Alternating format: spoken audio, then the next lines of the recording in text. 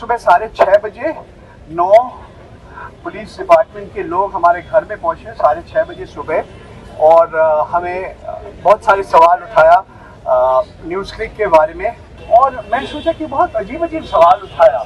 एक सवाल था कि आप क्या अमेरिका में एस भटनागर से बात किया? बोला हाँ, एस भटनागर मेरा बीबी का भाई है, he is my brother in law.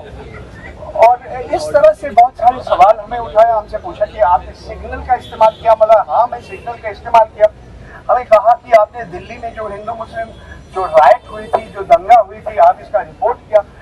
बोला नहीं किया। मगर आपने बोला कि अब किसान आंदोलन के बारे में आपने कुछ लिखा था? तो मैंने बोला हाँ, मैंने लिखा, मैंने वीडियो बनाया। और ऐसे बहुत सारे सवाल उठा। मेरे से बहुत अच्छा व्यवहार किया। बार बार मेरे को चाय कॉफी और क्या पूरी छोला ये सब देने के लिए वो तैयार थे। तो अलग अलग लोग, सब इंस्पेक्टर से शुरू करके इंस्पेक्टर से additional commissioner assistant commissioner of police से एकदम DIG तक अलग अलग लोग, अलग अलग समय हमें मिलना पड़ा। मेडिकल एग्जामिनेशन हुआ। हमारा जो फ़ोन था इन्होंने देखा, सारे सामान उनमें से जो भी डेटा है वो निकाल के रखा। तो मैं समझता हूँ ये जो किया, और मैं समझता हूँ दिल्ली के इतिहास में ये कभी नहीं हुई कि एक साथ सैकड़ों पुलिस अधिकारियों ने 40 से ऊपर पत्रकार का घर में 6:30 पहुंचा। और पहुंचने के बाद अलग अलग सवाल उठाया और बहुत सारे पत्रकार का मोबाइल फोन, लैपटॉप इन्होंने ले लिया, जब्त कर लिया। उनके पास अभी भी है। किसी को मोबाइल फोन नहीं दिया वापस, और क्या कहते हैं उनका सिम कार्ड वापस दे दिया। तो मैं समझता हूँ एक संदेश देना चाहते हैं जो भी इसके पीछे है कि स्वाधीन पत्रकार जो है और जो स्वाधीन पत्रकारिता में विश्वास करते हैं, आप सतर्क रहिए, सरकार कुछ भी कर सकता है। तो ये मैं समझता हूँ सतर्क रहना बहुत जरूरी है। और मैं आपको सब धन्यवाद देना चाहता हूँ। आप सब एक लोग इकट्ठा आए हैं यहाँ पे। और मैं समझता हूँ कि ये जो न्यूज़ क्लिक के खिलाफ हो रहे हैं, एक दिन ना एक दिन शायद किसी पत्रकार के ऊपर इस तरह से कार्रवाई हो सकता है। इसीलिए आपको सतर्क रहना बहुत जरूरी है। मेरा साथ ये पुलिस अधिकारी ने बहुत अच्छा व्यवहार किया। और मेरा उम्मीद है कि जो प्रवीण पुरकायस्थ है, जिसका उम्र 75 साल है, और उनके साथ जो उनके सहकर्मी है अमित चक्रवर्ती, वो विकलांग है, उनको भी इस तरह से अच्छे व्यवहार करेंगे पुलिस अधिकारी। और बाद में क्या होगा नहीं होगा ये समय बताएंगे, अदालत बताएंगे।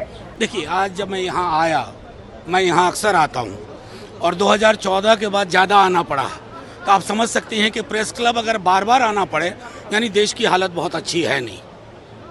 देश की हालत अच्छी होती तो शायद हम चाय कॉफ़ी के लिए अंदर आते। लेकिन अगर इस आंगन में आए, ये प्रतिरोध का आंगन है।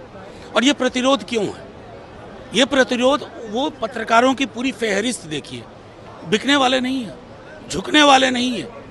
आपके सामने कोर्निश करने से इनकार कर दिया। आपके तमाम कारस्तानियों की पोल खोलते रहे, पूछते रहे। इन्होंने कांग्रेस को भी नहीं बख्शा था। लेकिन आप तो कमाल के निकले। आप तो कमाल के हो साहब। सवाल का जवाब नहीं, ईडी भेज दो, डरा दो, धमका दो। हर तानाशाही हुकूमत के अंदर ये प्रवृत्ति होती है। लेकिन यकीन मानिए, इस प्रवृत्ति के अंत की शुरुआत हो चुकी है। एक काम और भी किया इन्होंने, 1-2 दिन बाद करते, लेकिन बिहार में जातिगत सर्वेक्षण की रिपोर्ट आ गई। अब वो रिपोर्ट आई तो ये तिलमिला गए, क्योंकि इनको आंकड़ों के जिंदा दस्तावेज होने से बड़ा गुरेज था। तो इन्होंने सोचा ये कर बैठो सुबह सुबह। तो 2 को हम लोगों ने शाम में दोपहर में रिलीज किया, 3 को इन्होंने ये छापे पड़े। लेकिन यकीन मानिए, इनकी पूरी पॉलिटिकल फिलॉसफी अवसान की ओर है।